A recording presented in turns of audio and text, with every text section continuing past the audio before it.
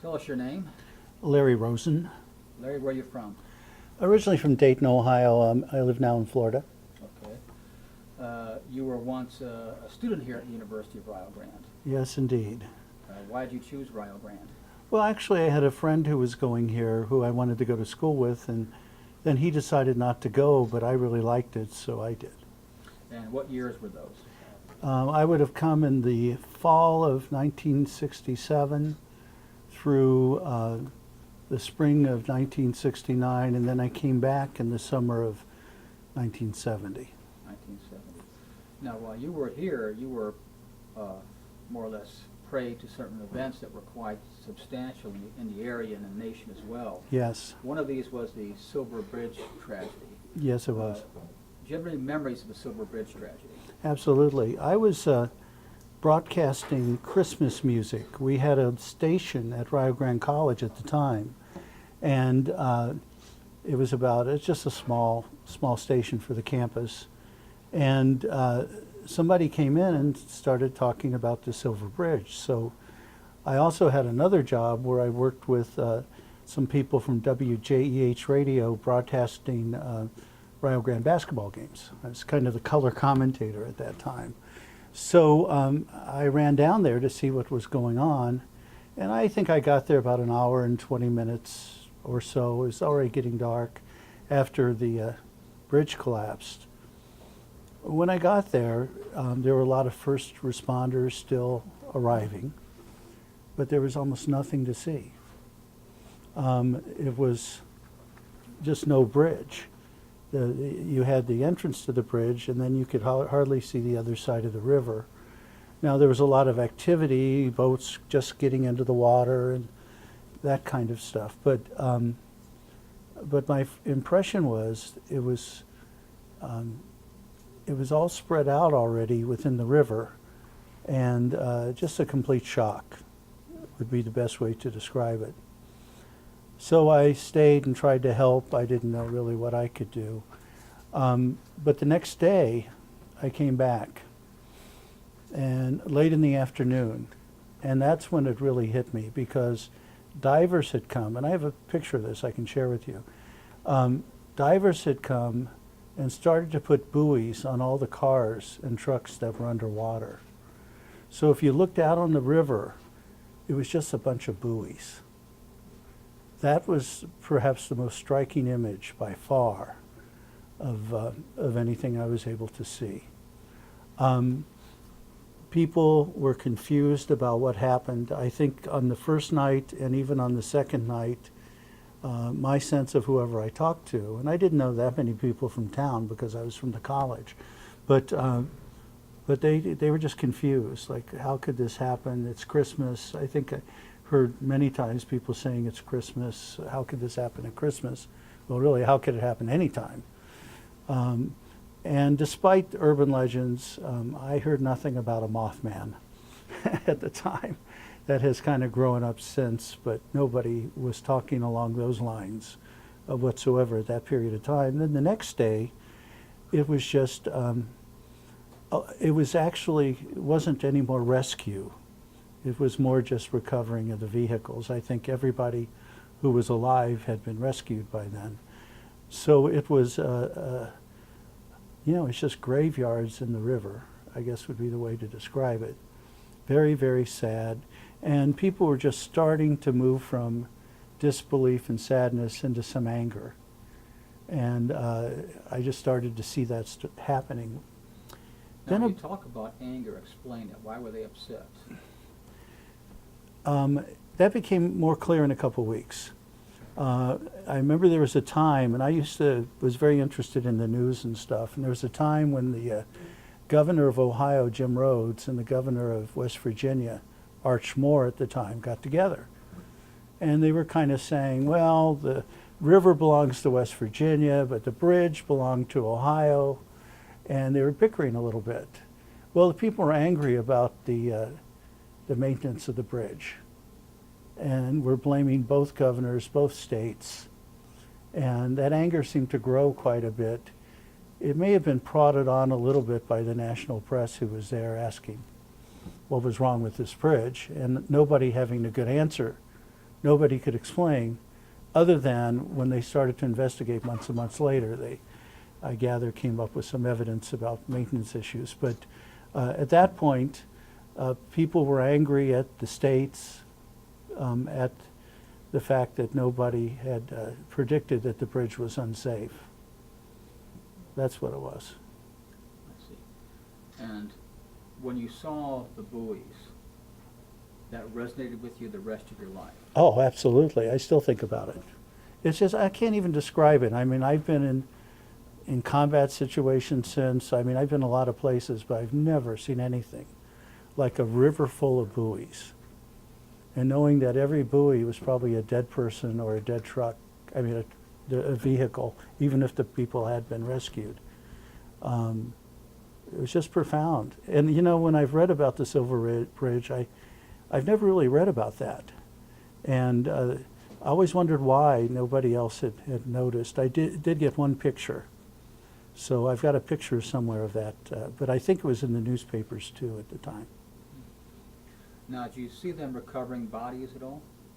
In the first, well, I saw them recovering people on the first date, on the first night, because they were rescuing people. And there were little boats out there, and some people were, people were on, I saw a few people on top of their trucks. I somehow remember the trucks kind of just going down the river, and those people were being rescued.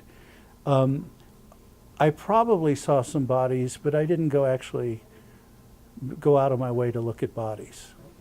And then, you know, it seemed like everything was happening on the Ohio side, but I wouldn't know because I wasn't on the West Virginia side. And so I couldn't see what was really going on over there in terms of rescue or whatever. But here, it was, I mean, you can just imagine it. It was just a big amount of people, a lot of divers in their dive suits. Remember that? What was the weather like? Oh, that's a very good question. December 16th, 15th? You know, I actually don't have a recollection of the weather. Why do you think that is? I don't know. I've never thought about that till you asked the question just now. Now you change the question then. Did you ever travel across the bridge frequently or infrequently? Oh yeah, I had a girlfriend in Point Pleasant. I was traveling across the bridge all the time, and when the bridge was down, a few weeks after the bridge came down, I think they started a ferry service that would go between Gallipolis and Point Pleasant. And so I wanted to go over. So I would take that ferry over and just look at the remains of the bridge and the railroad bridge going over that. And then one time, the ferry was funny because they had so much transportation to take across that they would come and go very quickly. So I was pulling off the ferry one time, and the ferry was pulling out, and the bottom of my car, the back of my car was in the Ohio River. I go, what? That was a little scary for a few minutes, but I was okay. But it changed everything in terms of just getting to people, because you had to wait for the ferry or you had to go way downstream to another bridge just to get to Point Pleasant. And there wasn't that much, for students here, there wasn't that much connection to Point Pleasant other than the fact that I was dating somebody there and I wanted to go there. And then after that, then there were some stories that started to develop, but they weren't the stories you hear about today. The story then was, there was Chief Cornstalk, who was murdered during the Revolutionary War, and his spirit would haunt Point Pleasant. And every so many years, I don't know if it was 20 years, 30 years, whatever it was, there would be a disaster in Point Pleasant. And I remember the previous disaster to this was some kind of a chemical plant fire that happened 20 or 30 years before. And then I think the one before that, although I'm not sure, was something like a flood. But there were disasters. So people thought this was related to that. There, as I mentioned in the beginning, there was no talk of a Mothman. And when I see that so much now, and see the movies even about the Silver Bridge. It's just a wonder because maybe people on the West Virginia side were talking like that, but there wasn't any of that stuff. Most of the focus was how could these politicians allow this bridge to fail? That's where the blame was, not on the supernatural. So Cornstalk got the blame for the Great Flood of 1937? I guess he did. He did curse Point Pleasant, apparently. Did you cover the tragedy for the news? I wasn't a news reporter, per se. I talked about it on the radio when I had my own radio on campus, and I was interviewed, and I was a friend of the editor of the Dayton Daily News, whose name at the time was Arnold Rosenfeld. And he sent a reporter down, and I talked to him at the time, and that was a contribution to a story that was written in the Dayton Daily News. But that was, I don't have a copy of that. That was a long time ago. And so you would say that the Silver Bridge resonates with you even today? Oh, of course. Every time, well, first of all, you can't see any similar kind of a bridge and not think about it. I mean, you just think about it. It's like if you were in a plane crash and you get in an airplane, you think about it.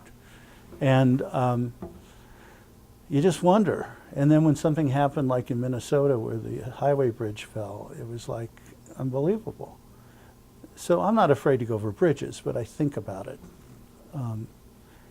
a lot when I'm going over bridges. Did you keep tabs on the construction of the new bridge?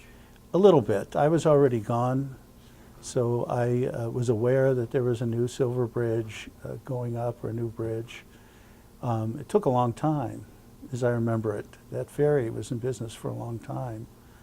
And it was supposed to be completely safe and that kind of stuff people would talk about. But it was essential for the economics of the communities. They couldn't be separated permanently. And anything else you'd like to share with us about your memory of the Silver Bridge? Well, I think it was, I was a little surprised that it didn't have more impact here at the college. It certainly had an impact in town. And students were interested, but for the most part it didn't affect their lives unless they happened to be down there and see it, like I did. But most of the students here, they had a lot of worries and concerns and interests, but I don't think the Silver Bridge was one of them. They were aware of it, but I don't think they understood how big of a tragedy happened so close to the campus.